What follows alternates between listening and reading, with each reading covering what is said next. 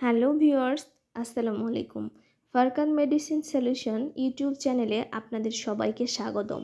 আজকে আলোচনা করব বেক্সিমকো ফার্মাসিউটিক্যাল কোম্পানির একটি ওষুধ সম্পর্কে, যার ব্র্যান্ড নেম নাপা এবং জেনেটিক নেম প্যারাসিটামল।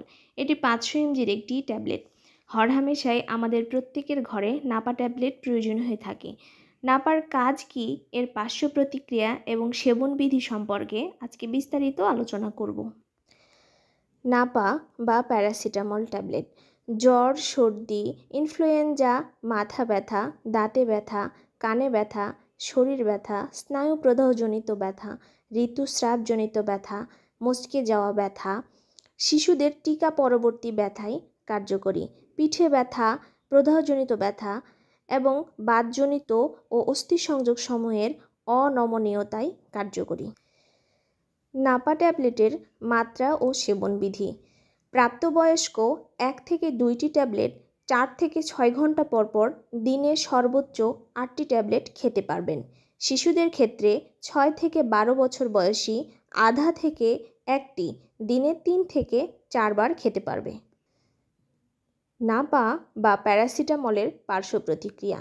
রক্তের উপাদানের উপর যৎসামান্য প্রভাব থাকলেও সাধারণত প্যারাসিটামলের পার্শ্ব প্রতিক্রিয়া খুবই কম। কিছু কিছু ক্ষেত্রে অগ্ন্যাশয়ের প্রদাহ, চামড়ায় ফুসকুড়ি ও অন্যান্য অ্যালার্জি দেখা দিতে পারে। গর্ভাবস্থায় ও স্তন্যদানকালে মানব গর্ভাবস্থায় এপিডেমিওলজিক্যাল গবেষণায় প্রস্তাবিত মাত্রায় প্যারাসিটামল ব্যবহার করার কারণে কোনো খারাপ প্রভাব দেখা যায়নি, তবে রোগীদের উচিত তাদের ডাক্তারের পরামর্শ মেনে চলা। প্যারাসিটামল বুকের দুধে নির্গত হয়, কিন্তু চিকিৎসাগতভাবে উল্লেখযোগ্য পরিমাণে নয়। উপলব্ধ প্রকাশিত ডেটা স্তন্যপান করানোর প্রতি বিরোধিতা করে না। নাপা বা প্যারাসিটামলের কিছু সতর্কতা। গুরুতর কিডনি ও গুরুতর হ্যাপাটিক বৈকল্যযুক্ত রোগীদের প্যারাসিটামল ব্যবহারে যত্ন নেওয়ার পরামর্শ দেওয়া হয়। যারা নন সিরোটিক অ্যালকোহলযুক্ত লিভার রোগে আক্রান্ত, তাদের ওভারডোজে ঝুঁকি বেশি। নির্ধারিত মাত্রা অতিক্রম করা যাবে না। রোগীদের একই সাথে অন্যান্য প্যারাসিটামলযুক্ত পণ্য বর্জন করা উচিত। প্যারাসিটামল বা নাপা শুধুমাত্র সেই রোগীর দ্বারা ব্যবহার করা উচিত যার জন্য এটি নির্ধারিত হয়।